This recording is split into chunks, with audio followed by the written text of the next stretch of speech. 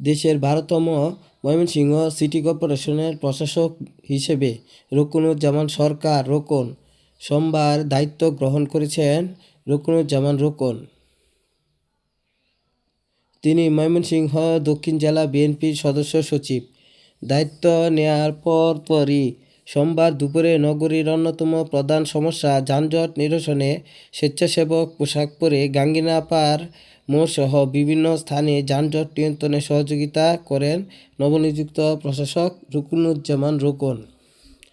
তিনি এ ব্যাপারে সকলের আন্তরিক সহযোগিতা কামনা করেন। এ সময় সিটির কর্মকর্তাবৃন্দ উপস্থিত ছিলেন। সোমবার 16 মার্চ সকালে সদ্যবিদায়ী প্রশাসক ও বিভাগীয় কমিশনার ফারাহ শাম্মী নবনিযুক্ত প্রশাসক রুকনুজ্জামান রোকনের কাছে আনুষ্ঠানিকভাবে দায়িত্ব হস্তান্তর করেন এবং ফুল দিয়ে শুভেচ্ছা জানান। দলীয় নেতাকর্মীদের সঙ্গে নিয়ে নগর ভবনে সোমবার সকাল 10টায় পৌঁছলে তাকে ফুলের শুভেচ্ছা জানান সিটি কর্পোরেশনের কর্মকর্তা ও কর্মচারীরা। পরে শহীদ শাহাবুদ্দিন মিলনায়তনে দায়িত্ব হস্তান্তর ও কর্মকর্তাদের সঙ্গে মতবিনিময় সভায় অংশ নেন তিনি। দায়িত্ব হস্তান্তর অনুষ্ঠানে সংসদ সদস্য আবু হাবাকন্দ ও জাকির হোসেন বাবলু, সিনিয়র বিএনপির নেতা কাজী রানা, অ্যাডভোকেট আব্দুল হান্নান খান, শামীম আজাদ সহ অন্যান্য নেতৃবৃন্দ উপস্থিত ছিলেন। এ সময় নগরের সেবক হিসেবে কাজ করার প্রত্যয় ব্যক্ত করে রুকনুজ্জামান রোকন বলেন, ময়মনসিংহ নগরের দীর্ঘদিনের সমস্যা যানজট, জলাবদ্ধতা ও পরিষ্কার পরিচ্ছন্নতার বিষয়গুলোকে অগ্রাধিকার দিয়ে কাজ করতে চাই। যানজট নিরসনে আজ থেকেই স্বেচ্ছাসেবকরা মাঠে নামবে বলে জানান এই প্রশাসক। এ সময় নগরবাসীর প্রত্যাশা পূরণে জনগণকে সঙ্গে নিয়ে কাজ করার অঙ্গীকারও ব্যক্ত করেন তিনি। ময়মনসিংহ দক্ষিণ জেলা বিএনপির সদস্য সচিব রুকনুজ্জামান সরকার রোকন ময়মনসিংহ সিটি কর্পোরেশনের প্রশাসক হিসেবে নিয়োগ পেয়েছেন।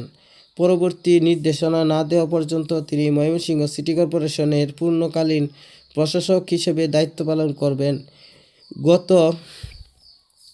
শনিবার 14 মার্চ বিকেলে বাংলাদেশ সচিবালয় থেকে জারি করা এক প্রজ্ঞাপনে এসব তথ্য জানানো হয়।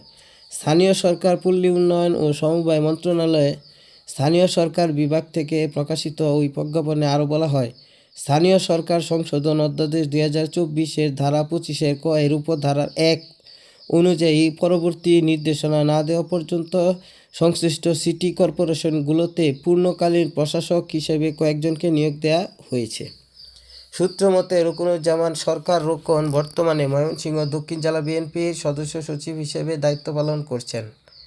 এর আগে ছাত্রজীবনে তিনি ময়মনসিংহ কমার্শিয়াল কলেজ, ময়মনসিংহ সরকারি কলেজ, জিএস এবং ভিপি নির্বাচিত হন। এরপর কোতোয়ালি থানা ছাত্রদলের আহ্বায়ক হিসেবে দায়িত্ব পালন করেন তিনি। পরবর্তীতে তিনি অবিভক্ত ময়মনসিংহ জেলা ছাত্রদলের সাংগঠনিক সম্পাদক, সাধারণ সম্পাদক এবং সভাপতির দায়িত্ব পালন করেন। তিনি ময়মনসিংহ দক্ষিণ জেলা যুবদলের সভাপতির দায়িত্ব পালন করেছেন।